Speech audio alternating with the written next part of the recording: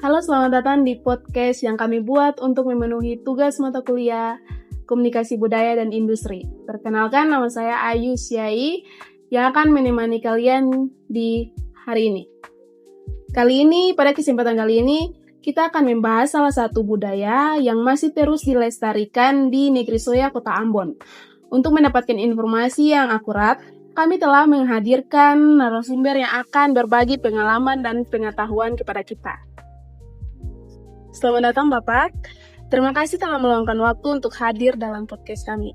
Sebelum kita memulai sesi wawancara, kami persilakan kepada Bapak untuk memperkenalkan diri terlebih dahulu. Ya, terima kasih Beta Servi Rehata, Raja Negeri Soya. Ya, terima kasih Bapak atas perkenalannya. Baik, tanpa berlama-lama lagi, mari kita mulai sesi wawancara di hari ini. Pertanyaan pertama, Bapak bisa diceritakan secara singkat bagaimana sejarah atau asal-usul budaya cuci negeri? Budaya cuci negeri. Ya. Ya. Jadi budaya cuci negeri di Negeri Soya itu sudah berlangsung dari turun-temurun sejak leluhur-leluhur ada di Soya. Nah, budaya cuci negeri itu biasanya dilaksanakan 1 tahun 1 kali. Dari generasi ke generasi, dari masih kanak-kanak, remaja sampai dewasa, orang Soya wajib untuk melaksanakan budaya cuci negeri itu. Menurut Bapak, apa makna atau nilai yang terkandung dalam budaya tersebut bagi masyarakat Negeri Soya? Makna banyak. Jadi adat cuci negeri itu pertama bahwa orang Soya tidak melupakan jati diri, memperkenalkan dan memberitahukan asal usul, kemudian kekerabatan di dalam satu upacara budaya. Di situ juga ada nilai persatuan, nilai saling hormat menghormati, saling maaf memaafkan, dan yang paling penting itu bahwa generasi tidak melupakan adat, budaya, dan warisan leluhur. Baik Pak, apakah budaya ini masih rutin dilaksanakan hingga sekarang? Jika iya, kapan biasanya dilaksanakan dan siapa saja yang terlibat? Masih. Sampai sekarang adat cuci negeri itu masih dilaksanakan. Adat cuci negeri itu dilaksanakan 1 tahun 1 kali. Ada bulan apa? Ada setiap bulan Desember, minggu kedua di hari Jumat. Hari Jumat. Ya. Itu tidak pengaruh dengan tanggal, tapi harus pasti bahwa dilaksanakan itu setiap bulan Desember, hari Jumat di minggu kedua. Siapa saja yang terlibat dong? Semua pemangku masyarakat adat dengan dia punya tugas, fungsi masing-masing. Mulai dari raja sebagai kepala persekutuan hukum adat, kemudian ada bapak-bapak saniri negeri sebagai pendamping raja, kemudian ada kepala-kepala soa, ada kepala-kepala rumah tahu, ada kapitan, dan yang selebihnya ya pemuda-pemudi, orang-orang tua,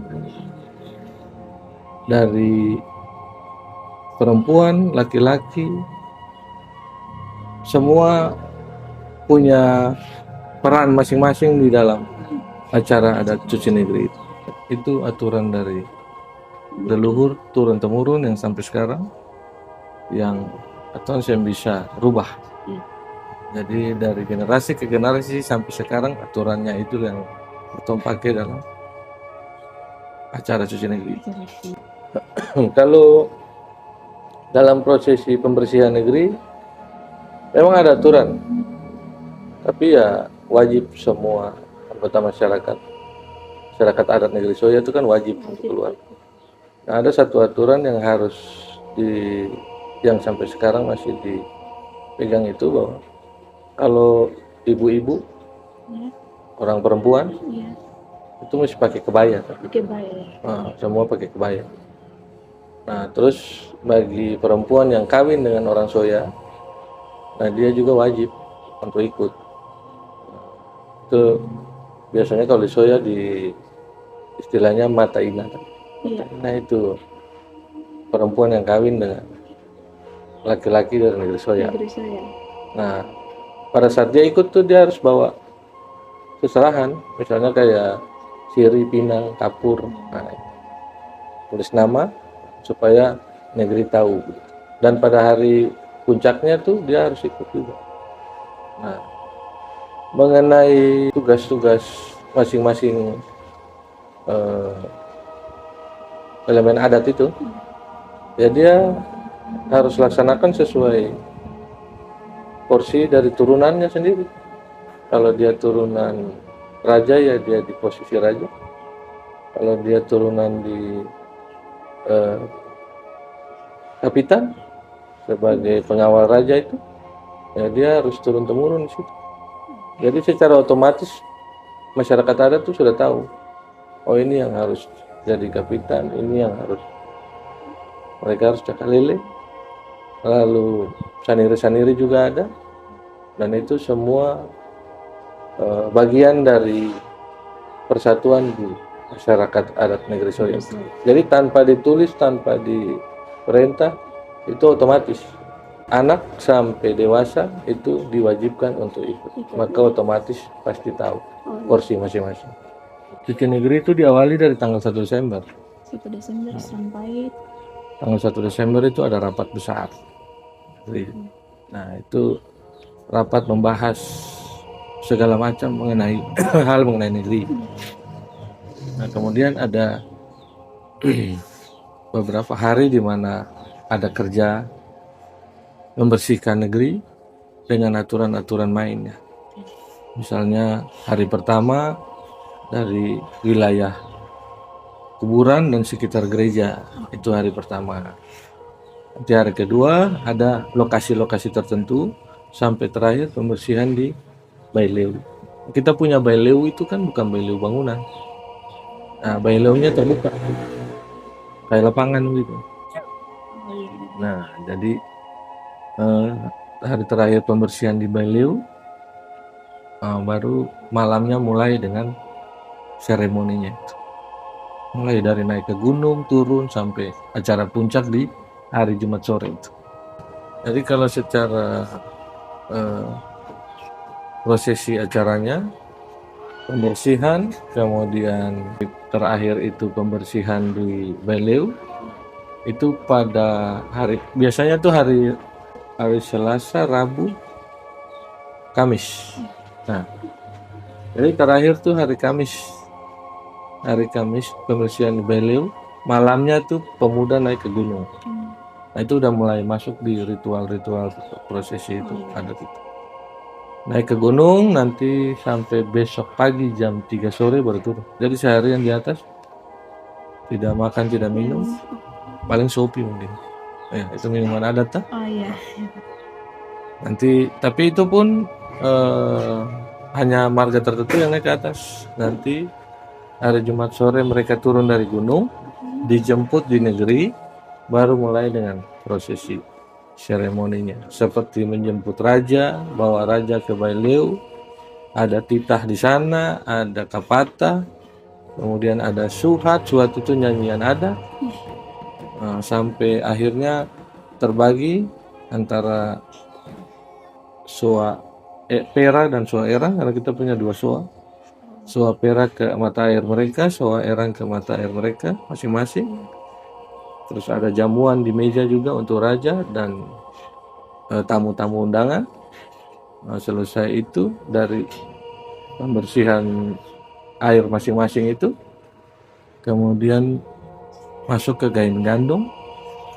Kain gandong. Nah, kain gandong itu saling menjemput, soa pera jemput soa erang, satu di dalam kain gandong. keliling negeri. Terakhir tutup di Rumah Raja. Ya baik Pak, di era modern seperti sekarang tentu ada berbagai tantangan dalam melestarikan budaya. Menurut Bapak, tantangan apa yang paling dirasakan oleh masyarakat negeri Soya? Kalau tantangan dari dalam tidak terlalu, tapi yang paling besar itu kan perkembangan teknologi. Jadi pada akhirnya generasi sudah kurang peduli dengan. Tapi bersyukur bahwa sampai sekarang acara cuci negeri itu masih tetap masih tetap dijalankan dan generasi merasa wajib untuk ikut. Bahkan yang bukan tinggal di Soya saja yang ikut. Bahkan dari orang Soya yang tinggal di luar pun harus ikut. Harus datang ikut. Dan itu panggilan jiwa, panggilan hati. Jadi dia tahu asalnya dari mana, dia harus datang ke situ. Harapan dan pesan Bapak kepada generasi muda agar budaya ini tetap terjaga dan tidak hilang seiring perkembangan zaman. Harapannya walaupun teknologi secanggih apapun, perkembangan secanggih apapun, kita orang Soya walaupun tidak di Soya, tapi dia harus tahu bahwa adat itu yang memberitahukan dia mengenai jati diri, asal dia dari mana, dan aturan-aturan itu yang menjaga dia punya proses-proses hidup sosial, keluarga, pun di masyarakat.